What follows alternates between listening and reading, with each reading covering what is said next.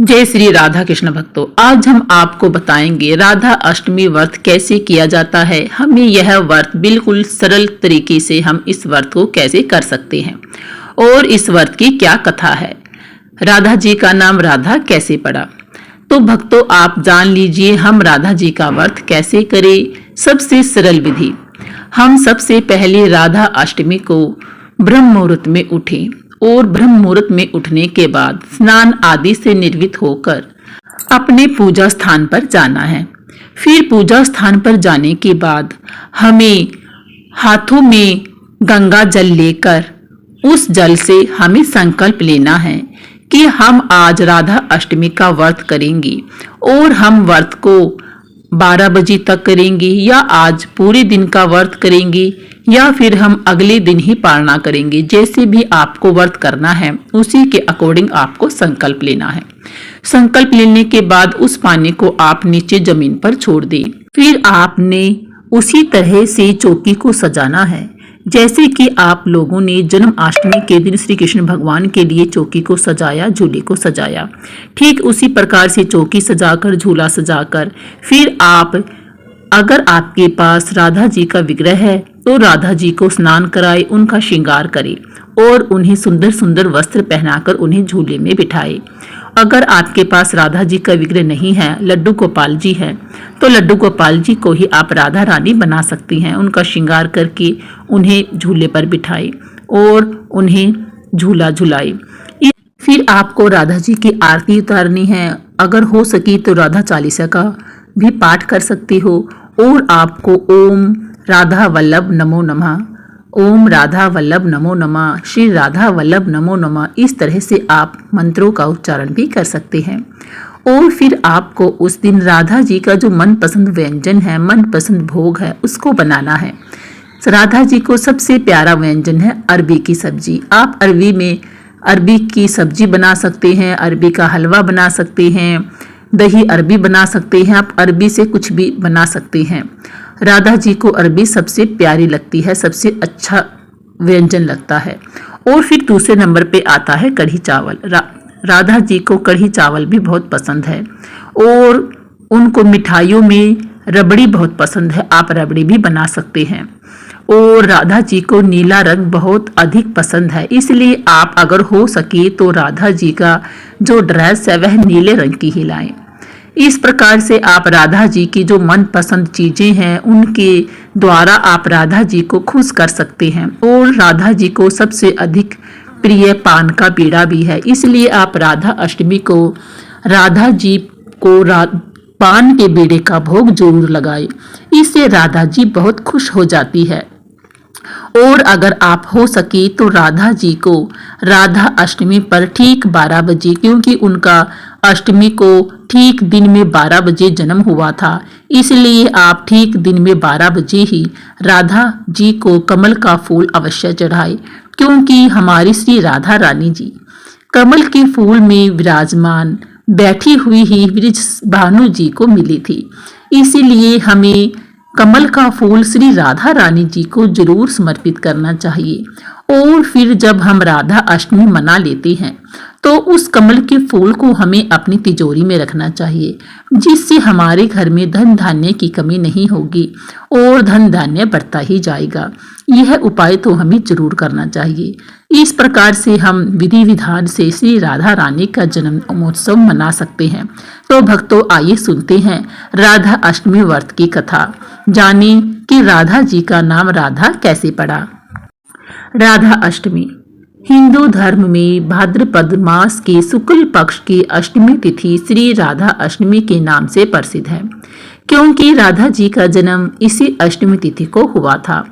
राधा जी वृष भानु की यज्ञ भूमि से प्रकट हुई थी। कुछ लोग राधा जी का जो प्राकट्य है श्री वृष भानुपुरी, जो वर्तमान में बरसाना या उनके ननिहाल रावल गांव में को ही मानते हैं। और इस कथा में हम जानेंगे कि राधा नाम राधा जी का क्यों पड़ा, राधा अष्टमी व्रत की कथा, राधा अष्टमी पूजन की विधि और राधा अष्टमी व्रत हमें कैसे रखना चाहिए। शास्त्रों के अनुसार राधा जी की पूजा के बिना श्री कृष्ण भगवान की पूजा अधूरी मानी जाती है। अतः समस्त कृष्ण भक्तों को चाहिए कि वे राधा अष्टमी के दिन भगवती श्री राधा जी की पूजा अर्चना अवश्य करें।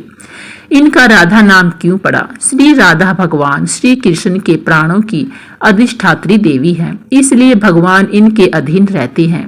यह संपूर्ण कामनाओं का साधन करती हैं, इसी कारण इन्हें श्री राधा कहा जाता है। राधा अष्टमी कथा। श्री कृष्ण भक्ति के अवतार देव ऋषि नारद ने एक बार भगवान सदाशिव के श्री चरणों में प्रणाम करके पूछा, हे प्रभु, मैं आपका दास हूँ, बतलाइए श्री राधा देवी लक्ष्मी या देव पत्नी महालक्ष्मी या सरस्वती हैं? क्या वे अंतरंग विद्या है या वैष्णवी प्रकृति है? कहिए वे वेद कन्या है, देव कन्या है अथवा मुनि कन्या है? सदाशिव बोले, हे मुनिवर, अन्य किसी लक्ष्मी की बात क्या कहीं? कोटि कोटि महालक्ष्मी उनके चरण कमल की शोभा के सामने तुच्छ कही जाती हैं। हे नारद जी, एक मुंह से मैं अधिक क्या कहूँ? मैं तो श्री राधा के रूप, लावण्य और गुण आदि का वर्णन करने में अपने आप को असमर्थ पाता हूँ। उनके रूप आदि की महिमा कहने में मैं भी लज्जित हो रहा हूँ। तीनों लोकों में कोई भी ऐसा समर्थ नहीं है जो उनके रूप आदि का वर्णन करके पार पा सके। उनकी रूप माधुरी जगत को मोहने वाले श्री कृष्ण को भी मोहित करने वाली है।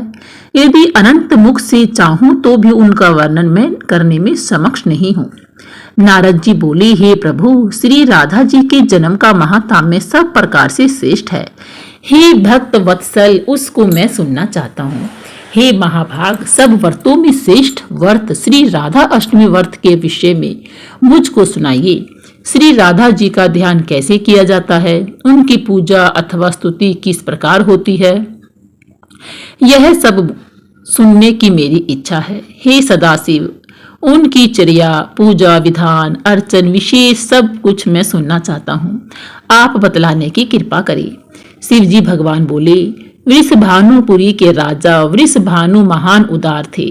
वे महान कुल में उत्पन्न हुए तथा सब शास्त्रों के ज्ञाता थे।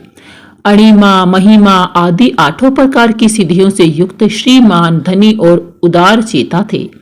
वे संयमी, कुलीन, सदिचार से युक्त तथा श्री कृष्ण के आराधक थे। उनकी भार्या श्रीमती श्री कीर्तिदा थी। वे रूप यौवन से संपन्न थी और महान राजकुल में उत्पन्न हुई थी। महालक्ष्मी के समान भव्य रूप वाली और परम सुंदरी थी। ये सर्व विद्याओं और गुणों से युक्त कृष्ण स्वरूपा तथा महाप्रतिव्रता थी। उनके ही गर्भ में सुबधा भाद्रपद की शुक्ल अष्टमी को मध्यात्र काल में श्री वृंदावनेश्वरी श्री राधा जी प्रकट हुई। हे महाभाग, अब मुझसे श्री राधा जन्म महोत्सव में जो भजन पूजन अनुष्ठान आदि कर्तव्य हैं उन्हें सुनिए। सदा श्री राधा अष्टमी के दिन व्रत रखकर उनकी पूजा करनी चाहिए। श्री राधा कृष्ण के मंदिर में ध्वजा, पुष्पमाला, वस्त्र, पताका, तोरणादि नाना प्रकार के मंगल द्रव्यों से यथाविधि पूजा करनी चाहिए। स्तुति पूर्वक सुवासित गंध, पुष्प, धूप आदि से सुगंधित करके उस मंदिर के बीच में 5 रंग के चूर्ण से मंडप बनाकर उसके भीतर 110 दल के आकार का कमल यंत्र बनाए। उस कमल के मध्य में दिव्य आसन पर श्री राधा कृष्ण की युगल मूर्ति पश्चिमाभिमुख स्थापित करके ध्यान पाद अर्घ्यादि से कर्म पूर्वक भली भांति उपासना करके भक्तों के साथ अपनी शक्ति के अनुसार पूजा की सामग्री लेकर भक्ति पूर्वक सदा संयम चित होकर उनकी पूजा करें। राधा अष्टमी पूजन विधि क्या है? अन्य व्रतों की भांति इस दिन भी प्रातः उठकर स्नान आदि क्रियाओं से निर्मित होकर श्री राधा जी का विधिवत पूजन करना चाहिए। इस पूजन हेतु मध्यात्र का समय उपयुक्त माना जाता है। इस दिन पूजन स्थल में ध्वजा, पुष्पमाला, वस्त्र, पताका, तोरणादि व विभिन्न प्रकार के मिष्ठानों एवं फलों से श्री राधा जी की स्तुति करनी चाहिए। पूजन स्थल में 5 रंगों से मंडप सजाए, उनके भीतर 110 दल के आकार का कमल यंत्र बनाए। उस कमल के मध्य में दिव्य आसन पर श्री राधा कृष्ण की युगल मूर्ति पश्चिमाभिमुख करके स्थापित करे। बंधु बांधवों सहित अपनी सामर्थ्य अनुसार पूजा की सामग्री लेकर भक्ति भाव से भगवान की स्तुति गाएं। दिन में हरि चर्चा में समय बिताएं तथा रात्रि कोसा कीर्तन करे, एक समय फलाहार करे, मंदिर में जाकर दीपदान करे। इस प्रकार से हम श्री राधा अष्टमी व्रत को कर सकते हैं। उस दिन हो सके पूरा दिन राधा राधा जी का जाप और भजन कीर्तन जरूर करें।